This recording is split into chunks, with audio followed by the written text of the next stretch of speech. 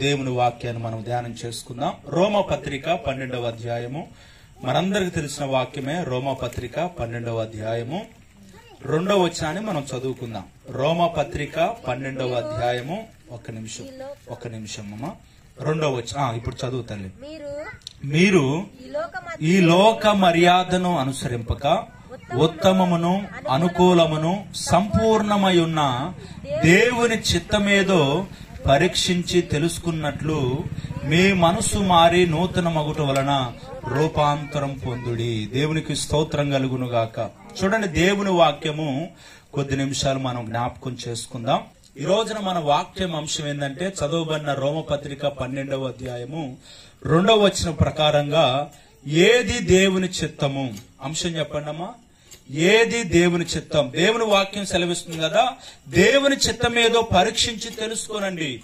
మనం ప్రతి క్రైస్తవులుగా దేవుని బిడ్డలుగా మనం ఏం చేస్తామంటే, ప్రభువా మనం ఏమని కోరుకుంటామంటే, నేను దేవుని చిత్తాన్ని చేయాలి, నేను దేవుని చిత్త ప్రకారంగా నడుచుకోవాలి, నేను దేవుని చిత్తానుసారంగా నా జీవితాన్ని కట్టుకోవాలని ప్రతి క్రైస్తవుడు ఆశ కలిగి ఉంటాడు. ప్రతి దేవుని బిడ్డ ఏం చేస్తారంటే, నేను దేవుని చిత్తాన్ని నేను జరిగించినట్లుగా, నేను దేవుని చిత్తాన్ని చేసే ఒక క్రైస్తవునిగా, ఒక దేవుని బిడ్డగా ఉండాలని కోరుకుంటారు. దేవుని చిత్తం ఏదో పరీక్షించి తెలుసుకోనండి అని దేవుని వాక్యం మనతో స్పష్టంగా మాట్లాడుతూ ఉంది. దేవుని చిత్తం ఏంది అసలు మన పట్ల? మనం ఏం చేస్తే, మనం ఎలాగుంటే అది దేవుని చిత్తంగా పరిగణించబడింది, మనం ఎలాగుంటే ఇది దేవుని చిత్తం అని మనం తెలుసుకోవచ్చు. చూడండి, దేవుని మాటల్లో నుండే ఒక మాటను మనం చదువుకుందాం. దేవుని చిత్తం అంటే ఏందో మనం ఒక మాటను చదువుకుందాం. మొదటి దశలోనిక పత్రిక, అపోస్తలుడైన పౌలు మొదటి దశలోనిక పత్రిక 5వ అధ్యాయము మనందరికి తెలుసు. మొదటి దశలోనిక పత్రిక 5వ అధ్యాయము 16 నుండి కొన్ని వచనాలు మనం చూద్దాం. 16 నుండి, ప్రతి విషయమందు కృతజ్ఞతాస్తుతులు చెల్లించుడి, ఇలాగు చేయుట యేసు క్రీస్తునందు మీ విషయములో దేవుని చిత్తం. హల్లెలూయా. మన వాక్యం అంశం ఏందమ్మా? ఏది దేవుని చిత్తం? రోమపత్రిక 12:2 వచనం ప్రకారంగా దేవుని చిత్తం ఏదో పరీక్షించి తెలుసుకున్నట్లు అని దేవుని వాక్యం రాయబడి ఉంది. అయితే ఏది దేవుని చిత్తం అంటే, దేవుని వాక్యం స్పష్టంగా ఈ యొక్క మొదటి దశలోనిక పత్రిక 5వ అధ్యాయము 16-18 వచనంలో మనకి ఏమని రాయబడతా ఉందంటే, ప్రతి విషయమందు కృతజ్ఞతాస్తుతులు చెల్లించుడి, ఇలాగు చేయుట యేసుక్రీస్తునందు మీ విషయములో దేవుని చిత్తము. హల్లెలూయా. మనం ఏం చేయటం దేవుని చిత్తం అంట? దేవునికి కృతజ్ఞతాస్తుతులు, దేవుని స్తుతించటం, దేవుణ్ణి మహిమపరచడం, అది దేవుని చిత్తమై ఉందండి. ఈ రోజున చాలా మంది దేవుని బిడ్డలు మందిరానికి వచ్చేలాగా ప్రార్థనలు కూడుకుంటారు, గాని వారి నోరు దేవుని స్తుతించలేదు. అసలుకి ఎంత దౌర్భాగ్యం చూడండి. మనం వచ్చిందే దేవుని స్తుతించడానికి, వచ్చిందే దేవుని సన్నిధిలో ఆయన నోరు తెరిచి మనస్ఫూర్తిగా ఆయనకి స్తోత్రాలు చెప్పుకోవటానికి. ఆయన మనల్ని కాపాడినందుకు, ఆయన మనల్ని భద్రపరిచినందుకు, ఆయన మనల్ని పోషించినందుకు, ఒక వారమంతా కూడా, ఒక నెలంతా కూడా కాపాడి ఈ యొక్క దినాన్ని మనకి ఇచ్చినందుకు ఆయన మనం స్తుతి చెప్పుకోవటానికి ఈ యొక్క దినం మనకి స్తోత్రం కలుగును గాక. అయితే మీ విషయమై దేవుని స్తుతించడం, ప్రతి విషయము ఒక క్రైస్తవుడు ప్రతి విషయంలో దేవుని స్తుతించవచ్చు. ఒక దేవుని బిడ్డ ప్రతి సందర్భంలో, అది బాధ అయినా, అది శ్రమ అయినా, అది హింస అయినా, అది ఖడ్గమైనా, అది ఉపద్రవమైనా, ఏదైనా ప్రభువా నీ చిత్తము లేకుండా ఇది నాకు అనుమతించబడదు కదా, ఇది నీ ఆలోచన లేకుండా, నీ అనుమతి లేకుండా, నీ చిత్తము లేకుండా ఇది నా దాకా రాదు కదా ప్రభువా. ఈ పరిస్థితికి నువ్వు అప్పగించినందుకు నీకు స్తోత్రం ప్రభువా. ఈ పరిస్థితుల్లో నువ్వు తీసుకెళ్తున్నందుకు నీకు వందనాలు ప్రభువా. ఈ స్థితిని నాకు ఇచ్చినందుకు మీకు స్తోత్రాలు ప్రభువా. నేలాగా ఒక ఇల్లు కలిగి ఉన్నాను, నీకు స్తోత్రాలు ప్రభువా. ఒక వాహనం కలిగి ఉన్నాను, 3 పూట్ల నేను తినగలుగుతున్నాను, నేను పని చేసుకోగలుగుతున్నాను, నేను ఇలాంటి పరిస్థితిని నేను కలిగి ఉన్నాను గనుక నీకు స్తోత్రం ప్రభువా అని ప్రతి విషయంలో మనం ఏం చేయాలి చెప్పండి? కృతజ్ఞతాస్తుతులు చెల్లించాలి. ప్రతి విషయాన్ని బట్టి. ఒక రోజు మన జీవితంలోకి వస్తుందంటే దాన్ని బట్టి మనం ఏం చేయాలి? దేవునికి ఉదయాన్నే లేవగానే ముందు స్తుతి ప్రార్థన చేయాలి. ఒక రోజును మనం చూస్తున్నాం, ఒక రోజులోకి మనం ప్రవేశించాం, ఒక గడియను, ఒక రోజును, ఒక సంవత్సరాన్ని, ఒక నెలను మనం గడుపుతా ఉంటే ఆ రోజు మొట్టమొదటిగా మనం ఏం చేయాలంటే ముందు లేవగానే ప్రభువుకి ఉదయాన్నే హృదయపూర్వకంగా కృతజ్ఞతాస్తుతులు ఆరోపించాలి. అది దేవుని చిత్తం. మీరు అలాగ చేయటం. కొంతమంది ప్రార్థన చేస్తా ఉంటారు. ఆ ప్రార్థనలో స్తుతి ఉండదు. ప్రార్థనగానే 4 ముక్కలు ప్రార్థన చేసి ముగించేస్తారు. అట్లా కాదు. మన ప్రార్థనలో స్తుతి ఉండాలి, మన ప్రార్థనలో పశ్చాత్తాపం ఉండాలి, మన ప్రార్థనలో కన్నీరు ఉండాలి, మన ప్రార్థనలో అడిగేది ఉండాలి. ప్రార్థన మొదలు పెట్టగానే అడగటమే ప్రారంభించకూడదు. మన ప్రార్థనలు ఎక్కువ స్తుతితో అడగాలి. ప్రభువా, మీరు ఇవ్వబోతున్నందుకు వందనాలు, ఇచ్చినందుకు వందనాలు, ఇవ్వబోతున్నందుకు వందనాలు. మీరు ఇచ్చారు, ఎందుకంటే దేవుని వాక్యం కూడా సెలవిస్తుంది కదా, మీరు ప్రార్థన చేసినవి అవి పొందుకున్నారని నమ్మి స్తుతించమని దేవుని వాక్యం సెలవిస్తుంది. కాబట్టి ప్రభువా, మీరు ఇది ఇచ్చినందుకు వందనాలు, ఇది చేసినందుకు వందనాలు. అది మనం చూడకపోయినా విశ్వాసపు నేత్రాలతో మనం ఏం చేయాలంటే దేవునికి స్తోత్రాలు చెప్పాలి. మనం ఒక క్రైస్తవులంగా, దేవుని బిడ్డలుగా, దేవుని ప్రజలుగా, దేవుని చిత్తం ఏంటంటే మన పట్ల మనం ఎప్పుడు దేవునికి స్తుతి చెల్లించడమే, మన నోరు దేవుని ఉచ్చరించడమే, మన నోరు దేవునికి మహిమ చెల్లించడమే, మన ద్వారా ప్రతి విషయములో దేవునికి కృతజ్ఞతాస్తుతులు చెల్లించడమే. అది మీ విషయమే, మన విషయమే, మనందరి విషయమే. అది దేవుని చిత్తమై ఉంది. దేవుని చిత్తం అంటే నువ్వు ఏదేదో చేయటం కాదండి. దేవుని చిత్తం అంటే నేను ఇంకేం చేస్తే దేవుని చిత్తం అయింది. దేవుని చిత్తం అంటే నేనేదో ఇంకా గొప్ప గొప్ప త్యాగాలు చేయాలా. దేవుని చిత్తం అంటే నేనేదో గొప్ప గొప్ప పనులు చేయాలా కాదు. నువ్వు ఒక దేవుని బిడ్డగా మందిరానికి వచ్చి ఆయనకి కృతజ్ఞతాస్తుతులు చెల్లించడం కూడా అది ఏమై ఉందంటమ్మా, దేవుని చిత్తమై ఉంది. అందుకని మనం ఏం చేయాలి చెప్పండి, ఇంకా సమూహంగా కూడుకుంటే ఇంకా మనం బిగ్గరగా స్తుతించాలి. మన ఇంట్లో కూడుకున్నా స్తుతించాలి. మన వ్యక్తిగతంగా కూడుకున్న ప్రభుకి ఏం చేయాలి, కృతజ్ఞతాస్తుతులు చెల్లించాలి. ఆయన ఏమై ఉన్నాడో ఆ కృపను బట్టి, ఆ కనికరాన్ని బట్టి, ఆయన భాగ్యాన్ని బట్టి మనం ఏం చేయాలంటే దేవునికి స్తోత్రాలు అర్పించాలి. మన దేవుడు నిత్యము స్తుతించబడుతున్నాడు కదా. ఆ పరలోక రాజ్యంలో మరొక లేదు. ఆయన 1000 దూతలతో కెరూబులు శరాపుల మధ్య 24 పెద్దల చేత ఆయన నిత్యము గాన ప్రతిగానముల చేత పరిశుద్ధుడు పరిశుద్ధుడు పరిశుద్ధుడు అంటూ ఏం చేయబడుతున్నాడు చెప్పండి, స్తుతించబడుతున్నాడు. పరిశుద్ధులతో స్తుతించబడుతున్న దేవుడు ఒక మానవుడి ద్వారా దేవునికి స్తుతి రావట్లేదు. కెరూబులు శరాపులు దూతలు సమస్తం కూడా ఆయన స్తుతిస్తున్నారు. కానీ ఒక మానవుడు మాత్రము దేవుని ఏం చేయలేకపోతున్నాడు, స్తుతించలేకపోతున్నాడు. ఇన్ని మేళ్లు అనుభవిస్తున్నా, ఇన్ని మేళ్లు పొందుకుంటున్నా ఒక దేవుని ప్రజలు, ఒక దేవుని బిడ్డగా ఎన్నో మేళ్లు పొందుకుంటుంటే ఇంకేదో నాకు జరగాలని ఎదురు చూస్తున్న ఒక దౌర్భాగ్యపు స్థితి క్రైస్తవ్యానికి. ఎన్ని మేళ్లు పొందుకుంటున్నా, ఎన్ని కార్యాలు చూస్తున్నా, ఎన్ని మన జీవితములు అనుభవిస్తున్నా వాటన్నిటిని పక్కన పెట్టి ఇంకేదో జరగలేదని ఒక చింత, ఇంకేదో దొరకలేదని ఒక బాధ, ఇంకేదో నాకు రాలేదని, ఇంకేదో నాకు కలిసి రాలేదని, ఇంకేదో నేను అడిగింది ఇంకా పొందుకోలేదని ఆ చింతతో కనీసం దేవుణ్ణి స్తుతించాలని వారికి మనసు రావట్లేదు. ఈ రోజున్న కొంతమంది దేవుని బిడ్డలారా గొప్పగా దేవుని స్తుతిస్తున్నారు,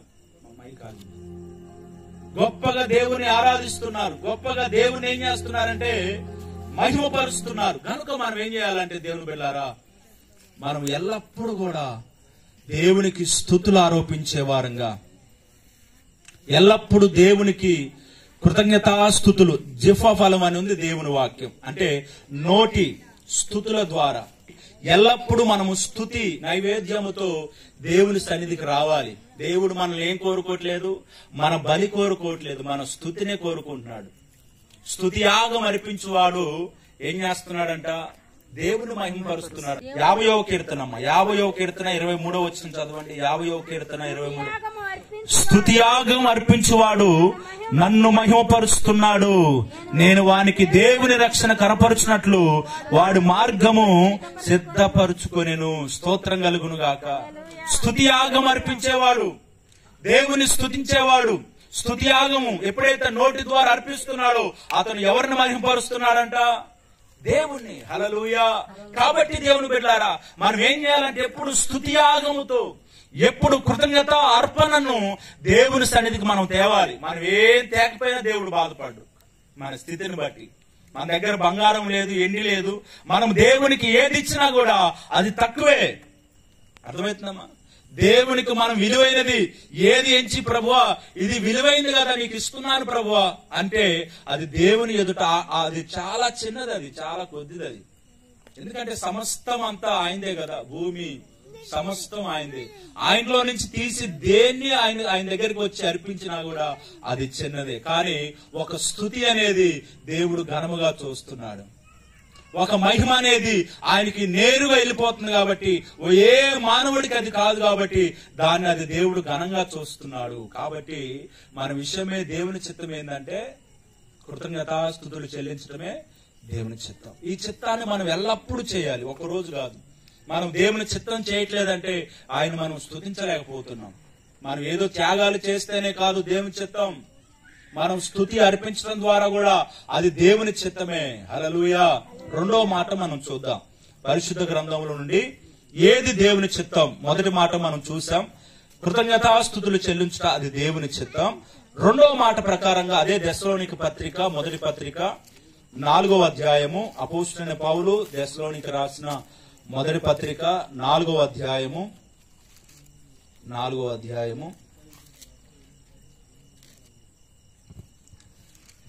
5వ వచనాన్ని చదువుకుందాం. 5వ వచనం లేదా 3వ వచనం చదవండి. 3వ వచనం. మీరు పరిశుద్ధులగుటకే అనగా మీరు జారత్వమునకు దూరముగా ఉండుటే దేవుని చిత్తము. హల్లెలూయా. ఇక్కడ మాట రెండో మాట ఏందమ్మా? చూడండి ఎంత స్పష్టంగా రాయబడదో, మీరు పరిశుద్ధులగుటయే. మన విషయమే దేవుని చిత్తం ఏంది? ఇక మనం దేవుని చిత్తాన్ని తెలుసుకోవాలని ప్రార్థన చేస్తాం కదా, అయ్యా నా పట్ల నీ ప్రణాళిక ఏంది, నీ చిత్తం ఏంది, నీ చిత్తం ఏందో తెలియజేయండి, నేను దాని ప్రకారంగా జీవిస్తాను, నేను దాన్ని చేస్తాను ప్రభు అని కొన్ని తీర్మానాలతో ప్రభు ఎదుటికి వస్తాం కదా. మొదటి మాట నువ్వు కృతజ్ఞతాస్తుతులు చెల్లించడం అది దేవుని చిత్తము. రెండో మాట నువ్వు పరిశుద్ధంగా ఉండటమే అది దేవుని చిత్తం. నువ్వు జారత్వానికి దూరంగా ఉండి, ఈ లోక వ్యసనాలకు దూరంగా ఉండి, పాపానికి లోకానికి దూరంగా ఉండి, శరీర క్రియ అనే ఒక పాపము జరగకుండా నువ్వు పరిశుద్ధంగా ఉండి పరిశుద్ధపరచబడటమే అది నీ విషయమే దేవుని చిత్తమై ఉంది. ఎందుకంటే దేవుడు నిన్ను పరిశుద్ధునిగా చేశాడు. హల్లెలూయా. దేవుడు తన స్వరూపమందు తన రక్తం ఇచ్చి నిన్ను కొనుక్కున్నాడు. ఒకవేళ ఆది మానవుడి ద్వారా మనలోకి ఆ పాపం అనే స్వభావం వస్తే, ఆది మానవుడి ద్వారా మనం అందరం కూడా పాపానికి అలవాటు పడి దేవుని ఆజ్ఞను అతిక్రమించి మనమందరము త్రోవ తప్పిన వారమే. ఏ భేదము లేదు, అందరూ పాపం చేసి దేవుడు అనుగ్రహిస్తున్న మహిమను పొందలేకపోతున్నారే. రోమపత్రికలో దేవుని వాక్యం తెలియజేసింది. నిజమే, ఏ భేదము లేదు, అందరము పాపం చేసి దారి తప్పి త్రోవ తప్పి తిరుగుతున్న వారమే. కానీ యేసు ప్రభు వారు ఆ సమయంలోనే 2020 సంవత్సరాల క్రితం ఈ లోకానికి వచ్చి ఆ తండ్రి మహిమతో ఉన్నటువంటి ఆ స్థానాన్ని విడిచిపెట్టి, ఆ పరలోక రాజ్యాన్ని విడిచిపెట్టి, ఆ మహిమ రాజ్యాన్ని విడిచిపెట్టి దూతలతో మహిమపరచబడుతున్నటువంటి ఆ దేవుడు ఏం చేశాడంటే ఒక మానవుడుగా ఈ లోకానికి వచ్చి ప్రతి పాపము కొరకు, ప్రతి మానవాళి కొరకు ఆయన వెలను చెల్లించి తన రక్తాన్ని చిందించి ఆయన ఏం చేశాడు? ప్రాణం పెట్టడం ద్వారా మనం ఈ రోజు పరిశుద్ధులమైపోయాం. దేవునికి స్తోత్రం. మనలో ఏ రక్తం ఉంది చెప్పండమ్మా? యేసు ప్రభు అనే ఒక రక్తము ద్వారా ఈ రోజు మనం ఏం చేయబడ్డామంటే పరిశుద్ధపరచబడ్డాం. ఈ రోజు మనం నీతిమంతులుగా మార్చబడ్డాం. యేసు ప్రభు వారు ప్రాణం పెట్టకపోతే, ఆయన ఒక మానవుడిగా, ఆయన ఒక దేవుడుగా ఈ లోకానికి రాకపోతే మనకి పరిశుద్ధత లేదు. కాబట్టి దేవుని బిడ్డలారా, మన విషయమే దేవుని చిత్తం ఏందంటమ్మా? దేవునికి పరిశుద్ధంగా జీవించడమే. నువ్వేం చేయాల్సిన అవసరం లేదు. నీ వ్యక్తిగత జీవితం కాపాడుకుంటే చాలు. నీ మాటల్లో, నీ చూపుల్లో.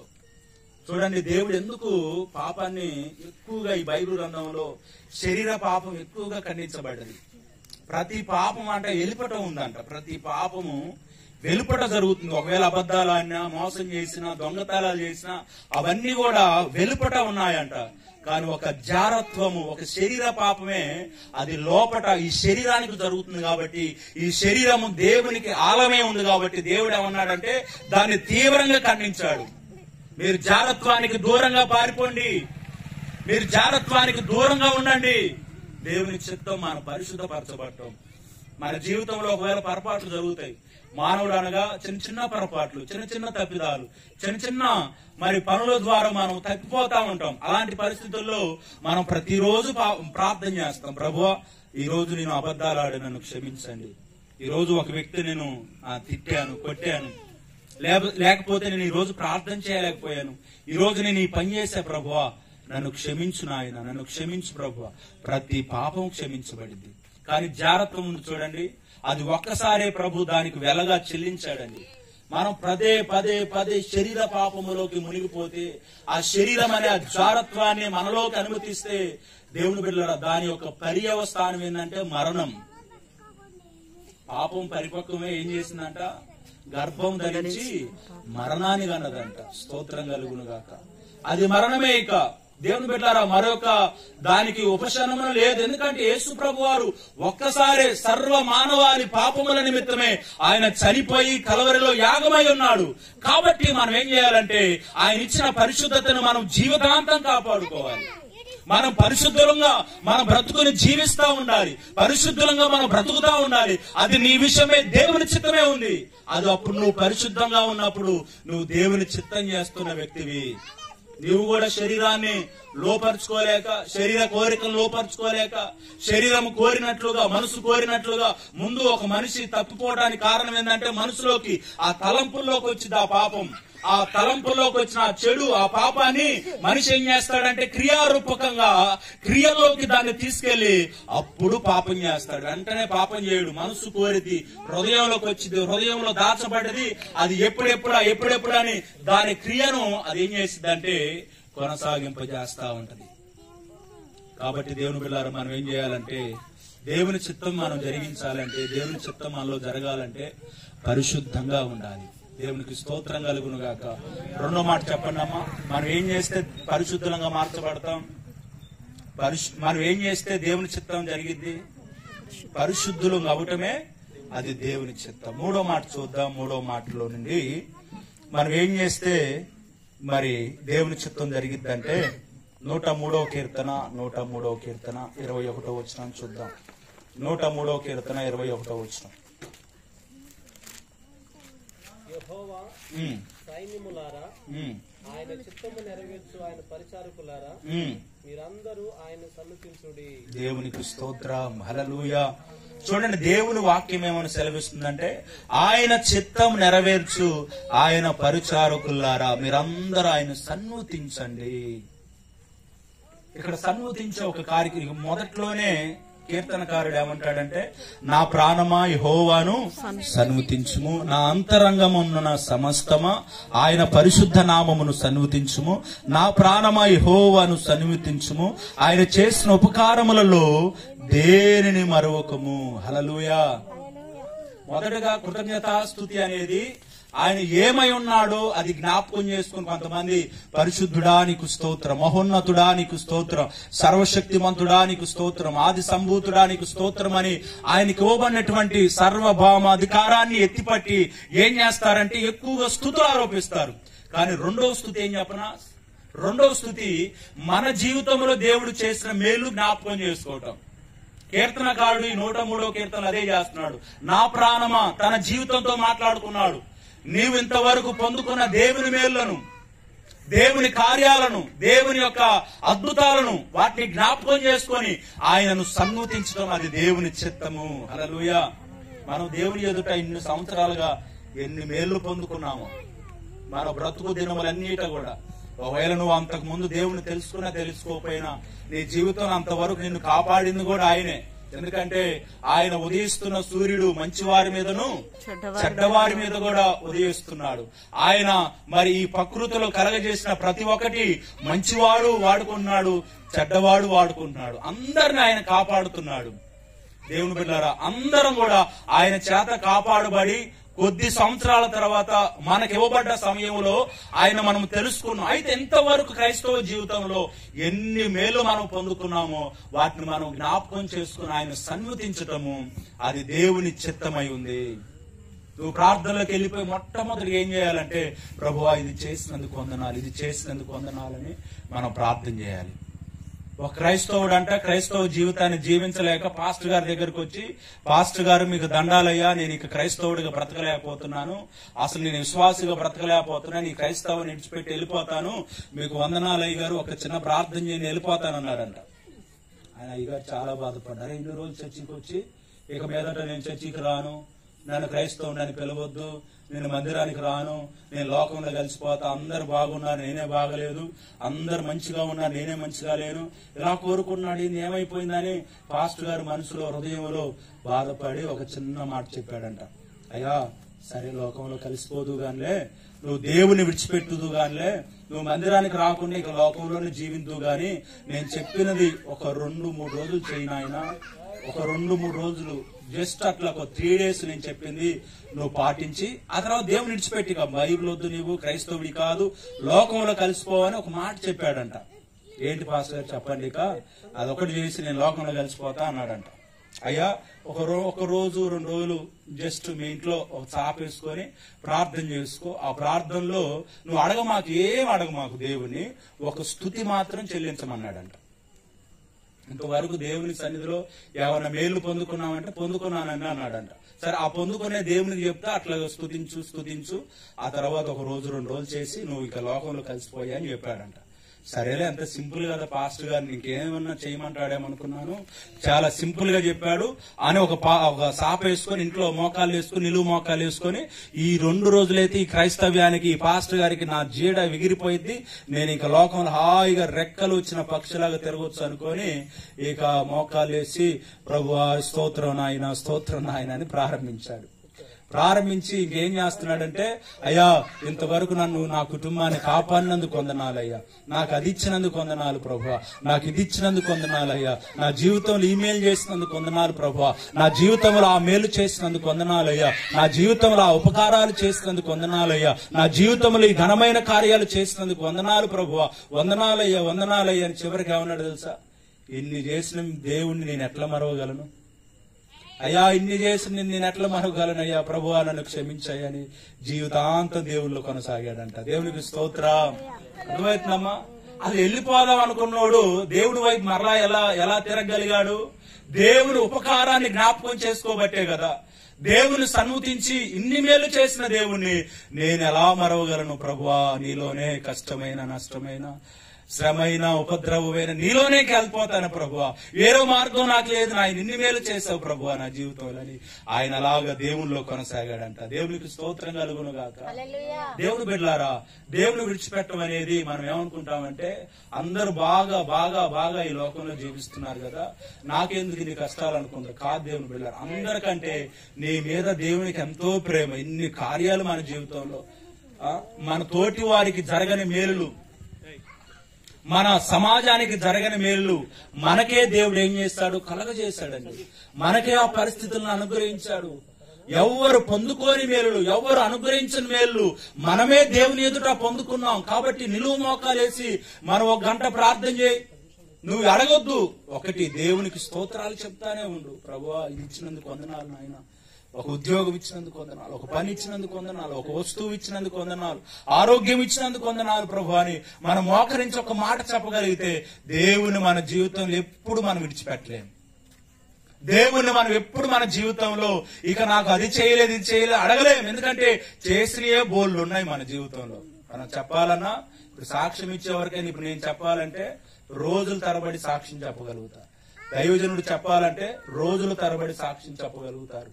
మీరు చెప్పాలన్నా రోజుల తరబడి సాక్ష్యం చెప్పగలుగుతారు. ఎందుకంటే దేవుడు చేసిన అన్ని ఉన్నాయి. దేవుని కొరకు మనం చేసిన కొన్ని అయినా మన కొరకు దేవుడు చేసిన గొప్ప కార్యాలు, సూర్య కార్యాలు ఆయన మన ఎదుట మన జీవితంలో చేస్తున్నాడు. కాబట్టి దేవుని బిడ్డలారా 3 మాటలు, చాలా మాటలు ఉన్నాయి కానీ సేవకుడు వచ్చాడు కాబట్టి నేను సమయం అన్నకిస్తాను. ఒక పాట ఆయన దేవుని నడిపింపుని బట్టి ముందుకు నడిపిస్తా ఉంటాడు. దేవుని బిడ్డలారా చూడండి, 3 మాటలకి జ్ఞాపకం చేయని ముగించేద్దాం. సేవకుడికి సమయం ఇస్తాను. 3 మాటలు చెప్పండి అమ్మా. మనము రోమపత్రిక 12వ మూలవాక్యం మీరు గుర్తుపెట్టుకోండి. రోమపత్రిక 12వ అధ్యాయం 2వ వచనం ప్రకారంగా దేవుని చిత్తము ఏది, దేవుని చిత్తం అనేది అక్కడ రాయబడి ఉంది. మరి దేవుని చిత్తము చేయాలని ఒక క్రైస్తవుడికి ఉంటది కదా, ఏం చేస్తే మనం దేవుని చిత్తాన్ని చేయగలుగుతాం? మొదటి మాట, ఆయనకి కృతజ్ఞతాస్తుతులు చెల్లిస్తే దేవుని చిత్తాన్ని మనం చేసినట్లే. రెండో మాట, మనం పరిశుద్ధులుగా అవుట, మనం పరిశుద్ధంగా జీవించటం ఆయన చిత్తాన్ని చేసినట్లే. మూడో మాట, ఆయన మనం సన్నుతించటం, అంటే మన జీవితంలో దేవుడు చేసిన మేళ్లను ఎత్తిపట్టి ఉపకారాలను మనం జ్ఞాపకం చేసి సన్నుతించటం, స్తుతించటం కూడా అది దేవుని చిత్తం. హల్లెలూయా. కాబట్టి ఇంకా చాలా ఉన్నాయి. నువ్వు దేవుని చిత్తం చేయాలంటే దేవుని వాక్యము చాలా రీతిలుగా మాట్లాడుతూ ఉంది. కానీ ఈ సందర్భంలో దేవుడు ఈ వీటిని జ్ఞాపకం చేశాడు. కాబట్టి దేవుని బిడ్డలారా, ఇలాగ ఎల్లప్పుడూ మనం స్తుతించే వారంగా, పరిశుద్ధ జీవితం కొరకు మనము ప్రయాసపడే వారంగా, లోకాన్ని విడిచి దేవుని కొరకు కష్టపడే వారంగా ఉందాం. దేవుడి కొద్ది మాటలు దీవించి ఆశీర్వదించును గాక.